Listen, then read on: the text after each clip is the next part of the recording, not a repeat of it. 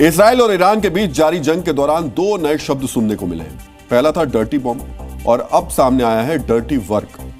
13 जून को डीएनए में हमने आपको ईरान के डर्टी बॉम्ब के यानी परमाणु कार्यक्रम के बारे में बताया था। आज हम आपके सामने ईरान से जुड़े डर्टी वर्क का डीएनए टेस्ट करने जा रहे हैं, जिसे समझने के लिए आपको सबसे पहले जर्मनी के चांसलर फ्रेडरिक मर्ज का बयान बहुत ही गौर से देखना और समझना चाहिए।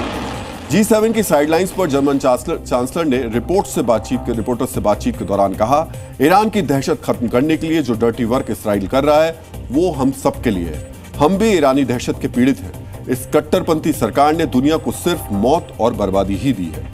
जर्मनी के राष्ट्राध्यक्ष ने इजराइल की कार्रवाई को डर्टी वर्क क्यों कहा, इस सवाल का जवाब भी आगे हम आपको देंगे, लेकिन पहले इस डर्टी वर्क का शाब्दिक अर्थ समझना आपके लिए बेहद जरूरी है।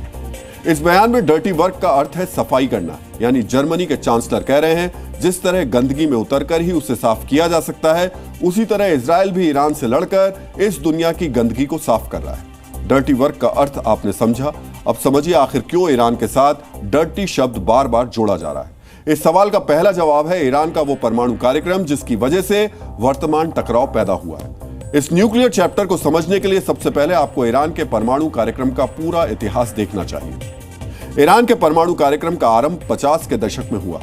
उस वक्त ईरान पर पहलवी राजवंश का शासन था। ईरान के शाह मोहम्मद पहलवी ने बिजली बनाने के लिए परमाणु रिएक्टर की स्थापना का प्रस्ताव रखा।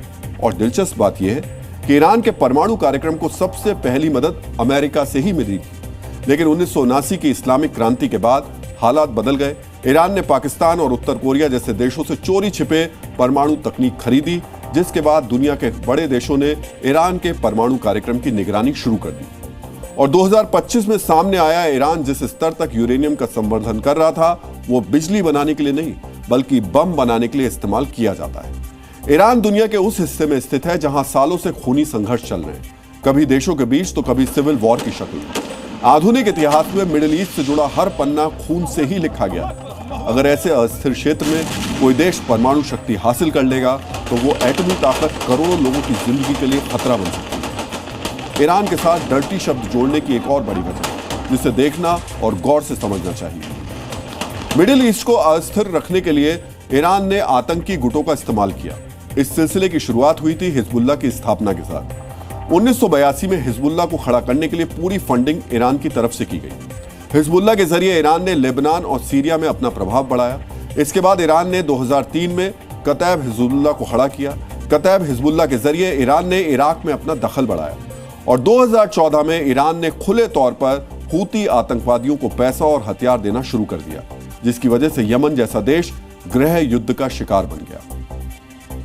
ईरान ने पहले डर्टी बम बनाने की कोशिश की, फिर आतंकी गुटों के जरिए मिडिल ईस्ट को अस्थिर करने का डर्टी प्लान किया। इसी वजह से आज ईरान के साथ डर्टी शब्द बार बार जोड़ा जा रहा है और खामनेई के इसी डर्टी गेम ने आज दुनिया के एक बड़े तबके को ईरान विरोधी बना दिया। जी न्यूज़।